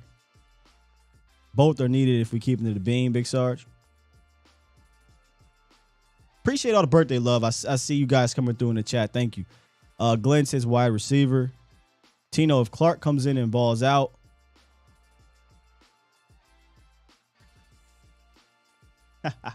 So Lowe said, I'm not as young as I look in Spanish. I gotta, whenever I get more free time, I'm gonna pick it back up. Tino, I feel like wide receiver is a bigger need. Wide receiver from Glenn. Mark, wide receiver. Wide receiver from Adrian. Overwhelmingly wide receiver. Trey, wide receiver. Deshaun said, happy birthday, old man. Appreciate it, young buck. Is Shaq available? Shaq Thompson? Not sure, man. Yeah, if I had to pick right now, I'm with y'all for most part. Wide receiver, because the domino effect it could have, right? I do like to be greedy. Yeah, we got the best defense in NFC, I think. Niners maybe could argue that because they're better against the run. But one or two, right? One or two best defenses in the NFC, top 3 defense in the NFL. Shit, let's go ahead and make this thing one of them ones if you get a linebacker, right? But maybe you don't need it if you're up 17-3 in the third quarter. If you're up 13-3 in the second quarter. Now teams feel, and they scoring touchdowns. We got to throw. Joe with the curveball. He says, I don't agree. I believe offensive line needs help right now. It's kind of how I'm looking. Professor O, that's my argument for linebacker. Take this top defense and make it one of them ones. I think it's a great conversation to have. All right, we're going to lock these up. We got lots on the line. I'm going to get to James here, Redding, and then Nacho, and then 2 other numbers I'm not familiar with. Mr. Unpopular Opinion, what's goody? Hey, happy 40, Shorty. What's happening? What up, man? Now I got to press the button since you said it. Hold on. I'm a man. I'm 40. Now you go ahead. Hey, Tank. Hey, D-Law. Pop's tripping. He want me to ask for the football back. You know I wouldn't even trip. I need to get that drop. Go ahead. You keep talking. I'm going to find it. Hey, look. I feel like the Hankins signing, I think that was an Eagles signing. Remember, me and you talked, the way to keep Jalen Hurts intact is to keep the running back from running up the middle. And I think they looked at some film and was like, hey, you feel me? He was able to run the ball up the middle too many times. We need to get something in the middle so we can focus more on Jalen Hurts. That was an Eagles signing, if you ask me. Yeah, I mean, definitely an Eagles is part of that conversation, but you could also probably attribute that to all running teams, right? Like, what if you have to run into the Niners? Got the Packers coming up. Right. They're going to try to run the ball on you with those 2 running backs. Tennessee later down the line, Jonathan Taylor. You got a lot of running teams you're going to play, but obviously the Eagles is one they're most excited about, and they're circling on that calendar. man, it's like it's both our football, but just let me hold it for our offense. And I'm sitting here, I'm playing the Debo theme in the background too. Pop's tripping. Small ball, punk. I love it, man. Hey, hey, man, I just called to say happy birthday. I wanted to tell that little joke. I've been dying forever to tell that joke. But happy birthday, and I'm out. Thanks, bro. Appreciate you. Popular opinion out. Yes, sir. Yep. Yeah, 100%. Eagles have to be in mind when it comes to that. And really, if we stick with the Eagles, right? If we go back and watch what they did, not only was the RPO a thing, but they were pulling those guards, all right, and the tackle and making, whether it be LVE or somebody have to meet these guards. Well, if you got a guy like Hankins that could push that pocket back just a little bit more or hold the point of attack a little bit better and let guys kind of knife in, by the time you play Philly again, that helps. And you didn't have another big body behind Bohanna, so yeah.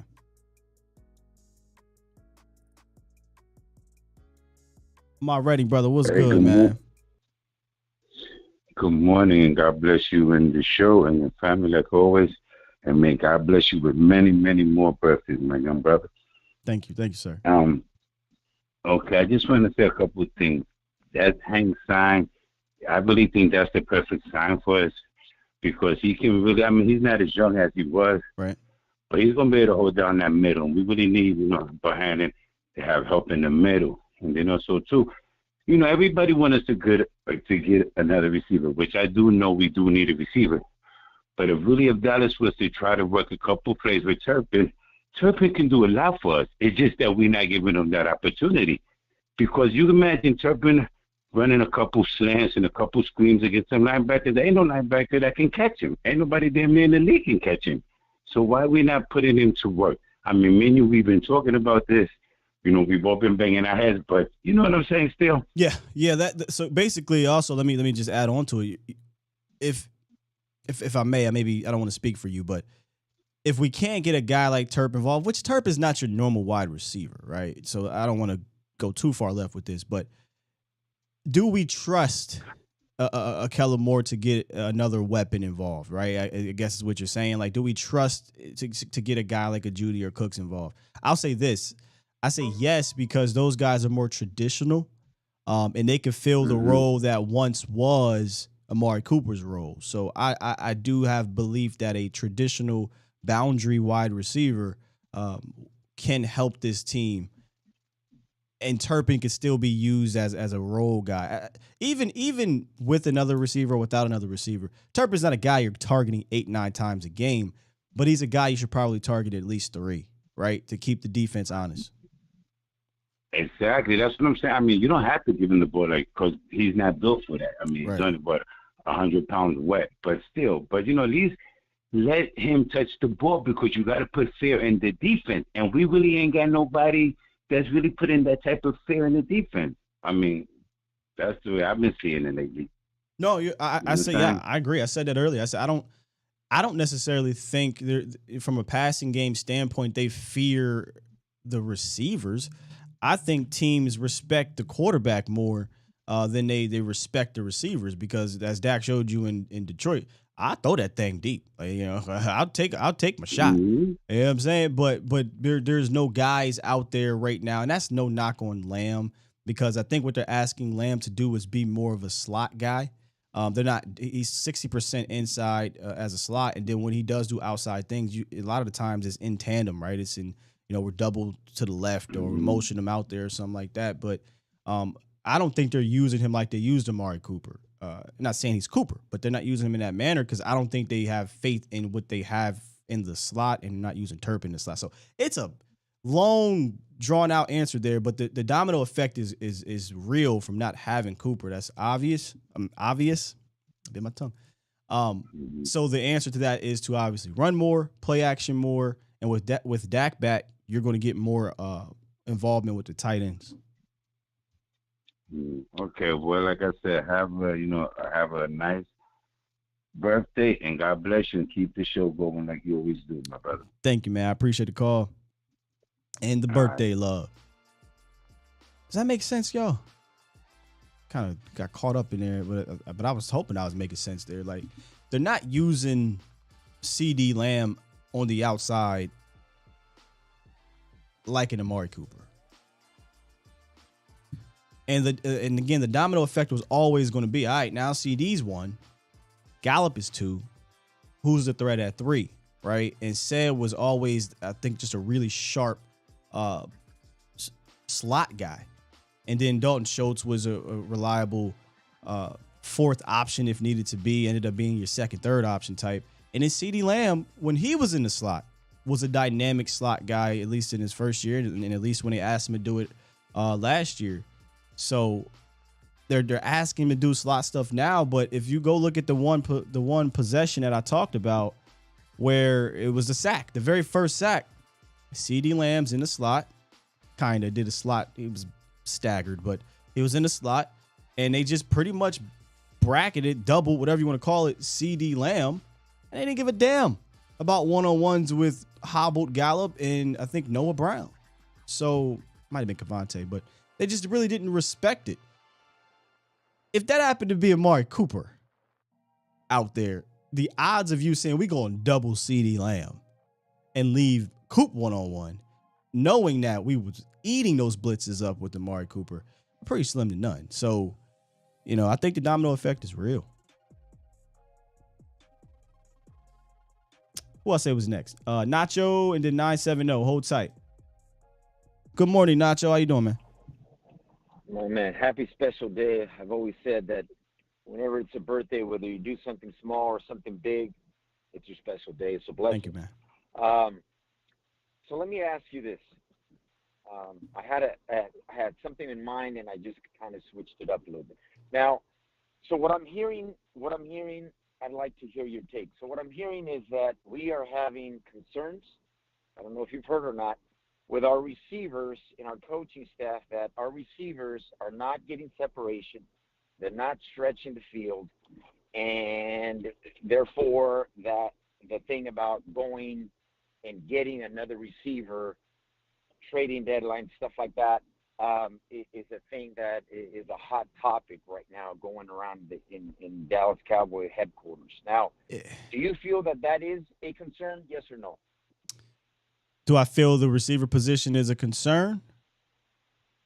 A concern in that, to your point earlier, as I was listening this morning, and to everybody calling in, is that yeah, like we don't have, the defenses are not fearing, our receivers, and they're not really getting that separation that we need, type of thing. Yeah, Nacho, here's why it's so tough, because at the moment, yes, because Gallup doesn't look right as expected. This is his third game back or whatever it is. He's still working his way back from a torn ACL less than a year ago. So a hobbled Gallup, respectfully, Noah Brown is at best a wide receiver 3, 4, does a great job in the blocking department, but he's not anybody's really fearing as a receiver. And CeeDee Lamb just can't carry this whole thing himself. I talked to my guy yesterday. I think CeeDee Lamb needs a running mate. Gallup is supposed to be that guy. Maybe it's not till next year where he elevates to that, or maybe it's later. But here's why I'm kind of like hesitant on being 10 toes down on it. Is it's only 2 games with Dak Prescott, right? So maybe this thing picks up by week 12 or 13. The problem is, Nacho and Cowboys Nation, trade deadline's next week if we're talking about bringing in a receiver. So you can't be like, hey, we just going to give this 4 more weeks to see what happens.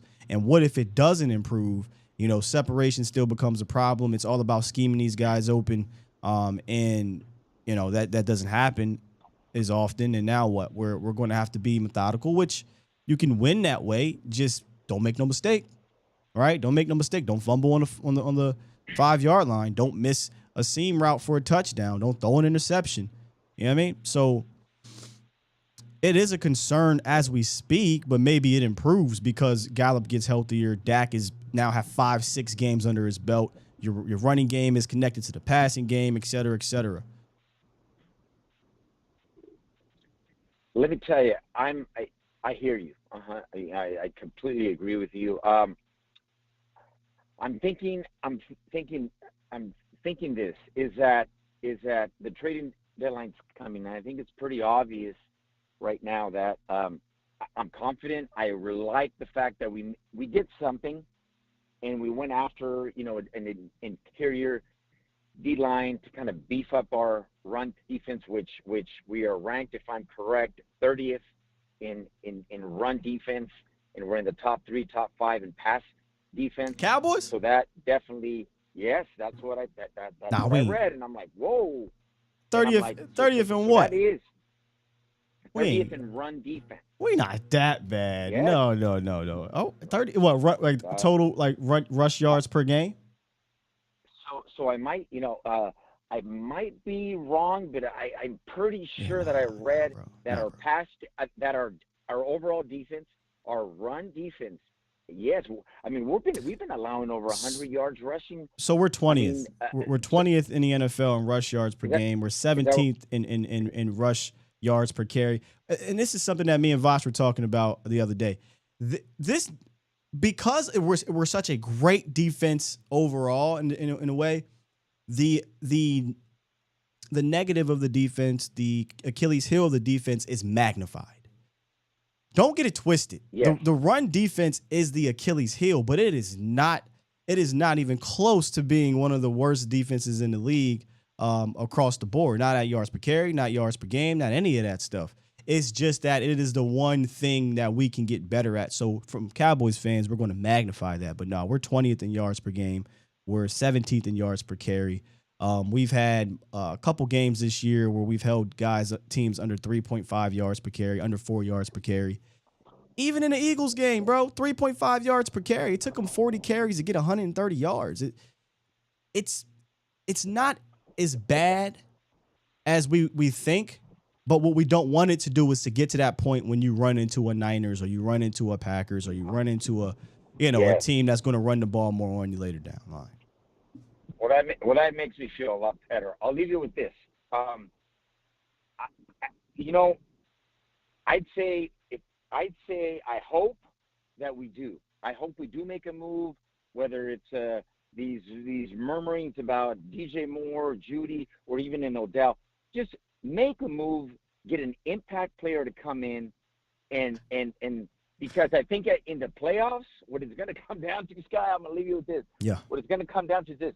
Are we going to just rely on our defense and run the football, but not be able to stretch the field?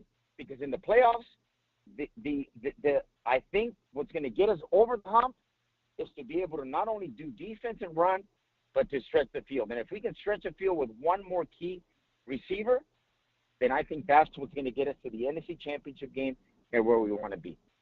I'm out, my man. Man. Thank you. Appreciate you, Los Nacho.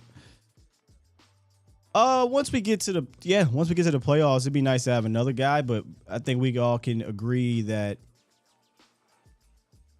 we got to win the line of scrimmage in the playoffs, man. The last few playoff losses, Niners and Rams, have come from losing at the line of scrimmage.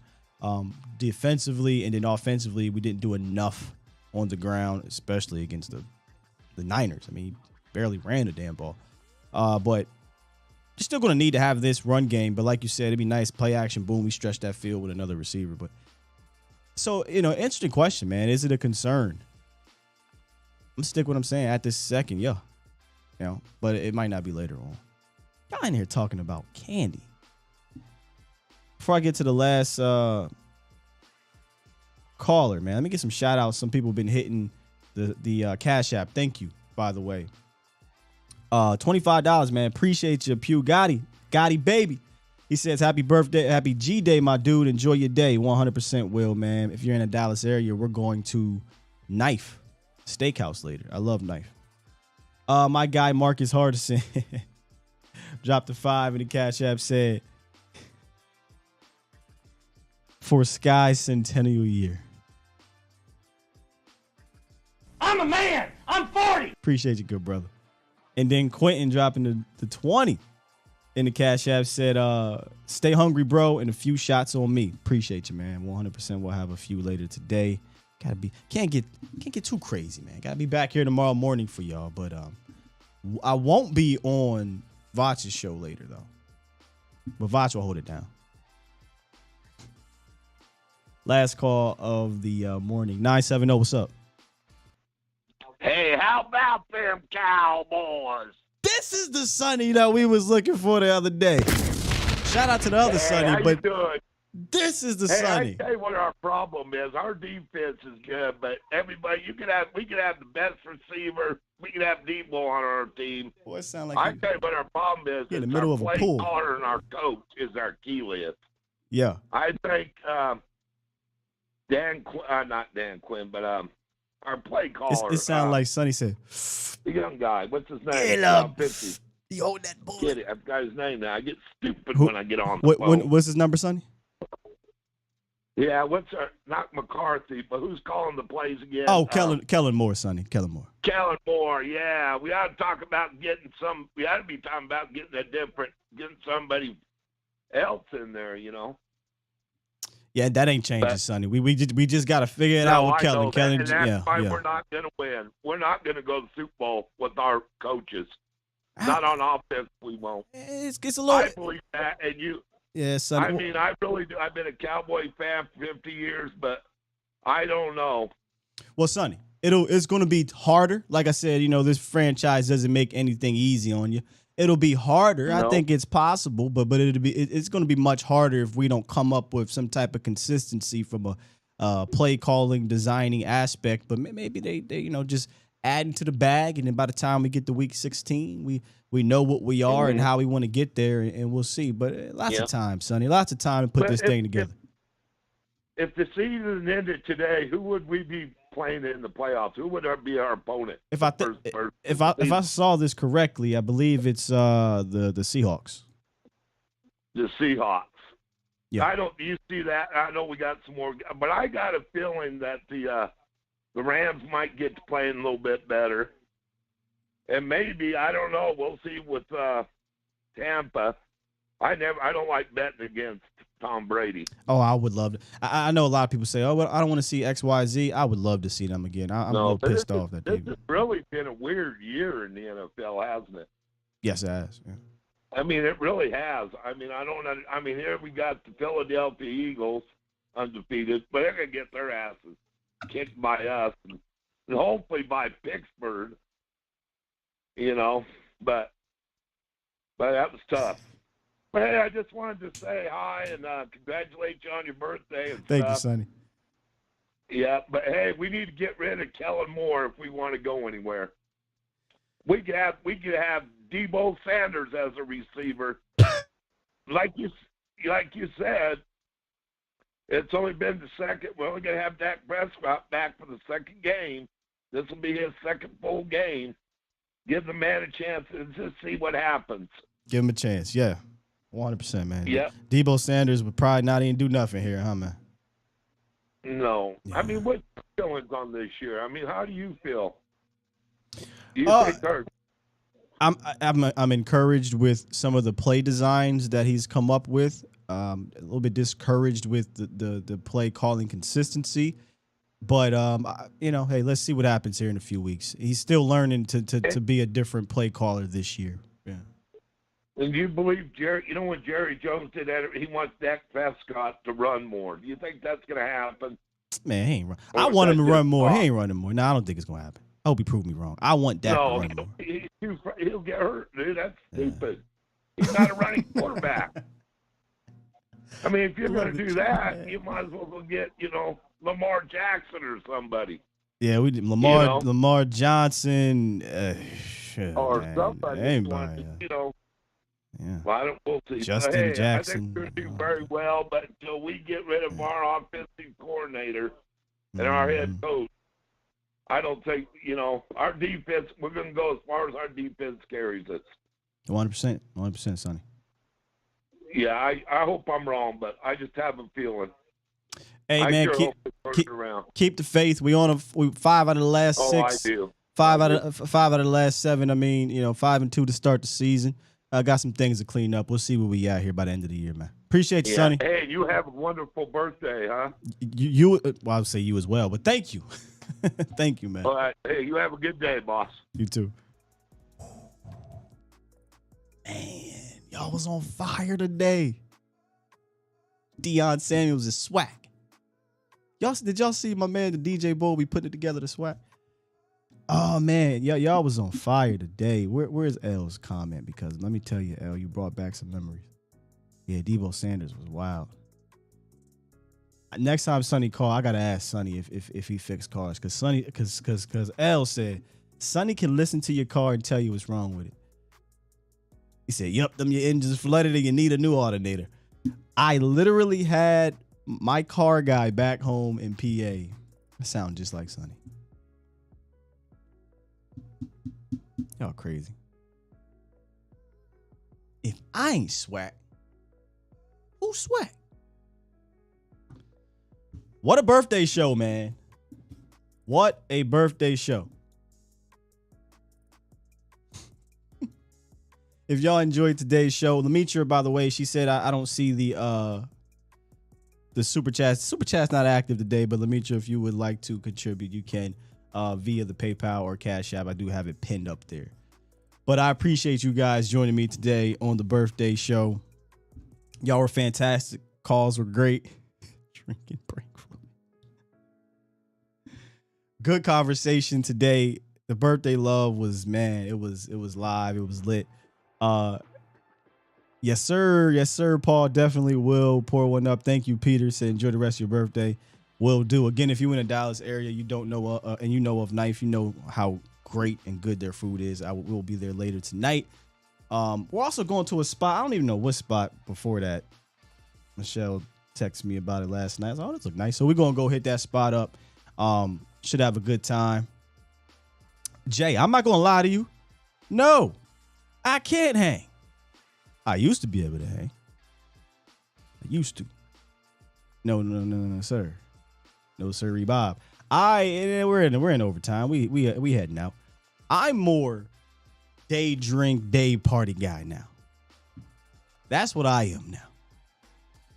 I'd rather go to a day party, and we've been to a bunch of them down here, or day events, little wine fest, beer fest, soul food fest, fest this, fest that, rooftop stuff. Hey, let's do all that so we can be back at the crib trying to chill. You know what I mean? Oscar says Sky's born October 26, 1950. But listen, don't get it twisted. If your boy do step out, whether it's a day, Catalina wine mixer, facts. It's a day party, a night party, or whatever it may be. If this joint drop, 1, 2, 3, come on, we got DJ Cool. Oh, I'm going in. Rock it to the beat, cause we are the best. We got Chucky Fresh. Hey, appreciate y'all for being here. Rock it to the beat and the place to be. We got Biz Marquis. We about to be out of here. No show for me later, but I'm turning it up, baby. Let me see those hands again. I'm out of here. Love y'all. Peace. Everybody jump, jump, jump, jump, jump, jump, jump. Everybody jump, jump. I don't care, you two. Jump, jump, jump. Now listen, some of y'all know how to do this. Some of y'all don't.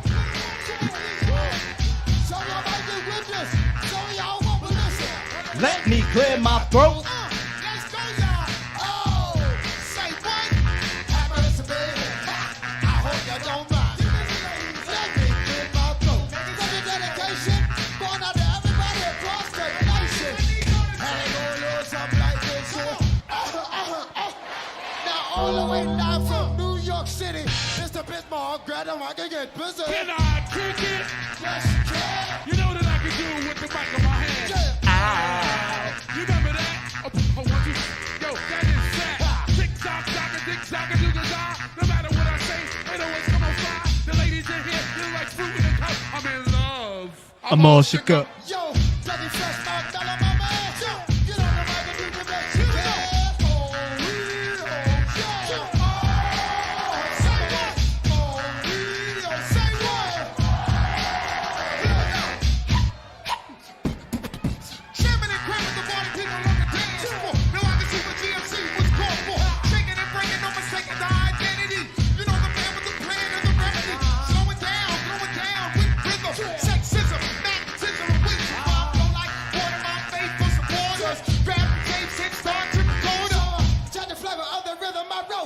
While I got a chance here, let me clear.